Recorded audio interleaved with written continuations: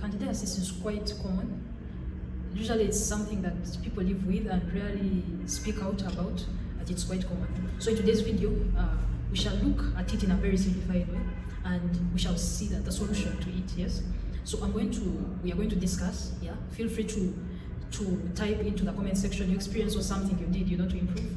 I'll also share what I've learned along the way through practice and through the various information that I've been coming across, such that at the end of this video, if you ever catch yourself in a place where you have this kind of problem, you know what to do, yes? So welcome. So candidiasis, we are going to see, first of all, this will be as simplified as possible. We are going to see why does it come up, and usually it's known to be so recurrent, like it keeps recurring several times for most people. We shall know why does it keep coming up, and then if you're this kind of person, you've got an episode, what do you do? Still, if you have recurrences, what do? You get. So this is what you need to know about candidiasis, yeah? Candidiasis, ideally, it's actually caused by something. There's some yeast, yeah, that stays in our body naturally. Like it's naturally part of our body. It's usually in the mouth. It stays in our digestive system. It also stays in our reproductive system, in our feminine parts, yeah. So this yeast stays there naturally. However, and it's just a normal part, just like other bacteria that we have. But when conditions surrounding it change, it can actually turn and now start causing, these bad things that we don't want to happen, like these symptoms and all that, what have you. And what am I trying to say? This yeast, usually for it, it's, something that easily changes form. It's that it's created in such a way that it can change form, yeah? It can exist either as that normal, in the normal form that naturally exists in our canal, or it can change, create some roots which we call hyphae, and then now enter our system and then start causing disease, yeah? And when it's normal, what makes it turn into something that actually causes disease to us? Now, issues come when we have increase in temperature. For example, if we put on like thick undies for a long time, yeah? Like there are some underwear where you don't breathe freely. So if you put on that kind of thing for a long time, or you get states whereby the glucose down there keeps increasing. For example, if you have diabetes that is not controlled, if there are times when some seasons, for example, during pregnancy, there's a certain also phase of the menstrual cycle where our estrogen is up there. And estrogen for it, down there, it keeps making our lining to keep shedding. And every time our lining sheds, it sheds together with some glucose in it, yeah? So when that is too much, usually that glucose now helps the other yeast to grow into the other harmful form, yeah, that we don't want. So there is that. Then ideally our pH down there is supposed to be acidic, yeah? So in states whereby it changes, for example, if you are douching, if we apply things down there, if we there's some good bacteria down there called lactobacillus that helps us to keep this acidic environment. If we abuse antibiotics and we end up killing all of it, if our immunity goes down, for example, post-chemotherapy, HIV that's not well treated, malnutrition, diabetes, all the things that put our immunity down. In such states, this good yeast will transform into the harmful yeast, and then it will cause candidiasis. So check with yourself, among the things I've listed, what is that thing that could be causing your recurrent? Because at the end of the day, it's not just about treating it, it's about eliminating what is causing it. When you eliminate the cause, you have halfway treated, yeah? So if you have any of those things, make sure you eliminate them. You do away with this recurrent candidiasis. So if you have this candidiasis, what do you do?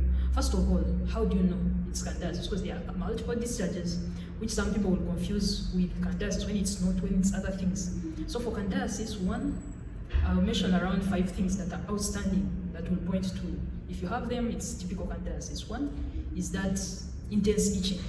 Candidiasis, when it gets harmful and it starts eating into our body, it creates severe itching. So if you have itching, if you develop a thick cheese-like discharge, yeah?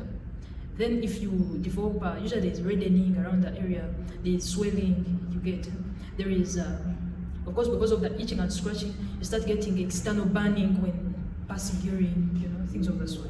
So if you have those things, that's typical candidiasis. And usually what we want you to do if it's the first time it's happening, or if you don't get multiple episodes a year. For example, if you get less than 4 episodes a year, that one is uncomplicated. Yeah, it's uncomplicated, and usually fluconazole, usually we advise someone to just take a single dose of fluconazole. We expect it to disappear. Yeah, of course, provided you're not pregnant, because fluconazole is dangerous if you're pregnant. Yeah, so usually fluconazole helps to wipe it out. However, or even sometimes other than the pills, we have these, they are creams, yeah, clotrimazole. There are multiple creams on the market. So usually for them, also then when used, applied like for 1 to 3 days, we expect it to disappear with time. However, if you keep getting multiple episodes, or if you get this kind of candidiasis when you're pregnant, that's a different case. In pregnancy, never use pills, never use these tablets or anything, because most of those tablets are actually dangerous to the baby. Usually we advise that you use the creams more, yes. And then if you get multiple recurrences every like in a single year you get more than 4 recurrences, either check you could be this kind of person who is giving this yeast an ideal environment to turn harmful. So check yourself if it's any condition that you're favoring, you can eliminate that. And then also we would want, if it's recurrent, we would want you to go and check. Usually there is some tests that they do, they look at it, they will confirm, because usually what happens, most of these treatment that we give, they kill albicans, the causative agent called albicans. Most of them target that, but there are some types of cancer which are not caused by albicans. So you may need to go get investigated. If it's not albicans, if it's something else, then the relevant treatment, boric acid, the relevant treatment is used. Yeah, and if it is albicans still, relevant treatment is given in a pattern. Because if you have multiple episodes, now you won't take a single dose of fluconazole. That may require you to, that changes now. You have to take for a longer time, for more months, in a particular pattern. So there you need to visit your health worker such that they tell you clearly, I would not prescribe for you here. I mean, I don't know your particular which diseases you have, how your body has been, and so sometimes this treatment, I may tell it to you and then it's dangerous to you. So you can check it, you can do what? You can check out with your health worker, then they give you a proper prescription, yeah, and then you can do away with this. So I hope at this point you know what to do in case you find yourself in a place where you have this very stubborn disease. I encourage you to subscribe to the channel for timely updates about more of such videos.